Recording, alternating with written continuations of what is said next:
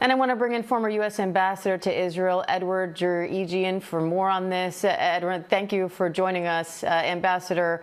I want to first get your reaction to this report from Al-Aqsa Hospital saying an IDF strike killed 13 people, including children, who were there trying to get medicine and care. Good to be with you. Yes, this has been an endemic problem, is the sites that are for the distribution of food to these desperate people in Gaza. And there has been a change from UN managed sites that were in many locations in Gaza to just a few now under a U.S. and Israeli sponsored organization. And the problem is that these desperate people, there's panic at these sites to get food, and there's some mayhem, and shots are fired and people are being killed, and it's truly tragic. Secretary of State Marco Rubio announced the U.S. is imposing sanctions on a UN human rights official who called for a criminal investigation accusing Israel of genocide. Secretary of State Rubio says Francesca Albanese spearheaded what he calls a campaign of political and economic warfare against the United States and Israel. But Albanese writes on X that she stands, quote, firmly and convincingly on the side of justice, and she always has done. What's your response to that? Well, she has been a very outspoken proponent of the Palestinian cause and for the ongoing humanitarian disaster in Gaza, and she's controversial because of her direct comments and her activities. But I have no comment on what the U.S. is doing in terms of sanctioning her.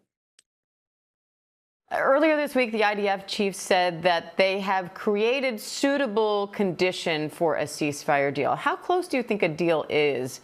And what do you think ending the war in Gaza will look like? What does it mean for Gaza? Well, that's an important question. You've seen Prime Minister Netanyahu's visit to Washington. Some of it was symbolic to underscore the strong relationship between the U.S. and Israel, and in the aftermath of the U.S. support of Israel in the bombing of Iranian nuclear sites and the ongoing relationship. But I think the way I see this visit is that President Trump really wants to get a ceasefire in Gaza. He's been frustrated that both Hamas and the Israelis have not arrived at that point in the negotiations, and he sent his primary negotiator, Steve Witkoff, over the months to get it.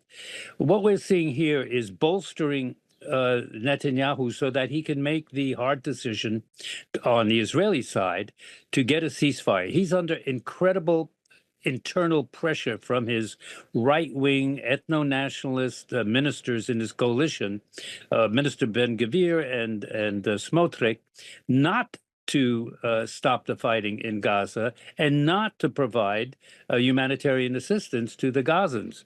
So he's playing a very difficult game. What we're seeing now is ongoing negotiations, supposedly only one of the 4 items under dispute in the ceasefire negotiations is unresolved. But the main issue that remains is that Hamas wants Israel to withdraw the IDF from the Gaza Strip, and Netanyahu is staunchly opposed to that. All right, we'll see if they can resolve that. Former U.S. Ambassador to Israel, Edward Djerejian, we appreciate your time today. Thank you, sir. Very welcome.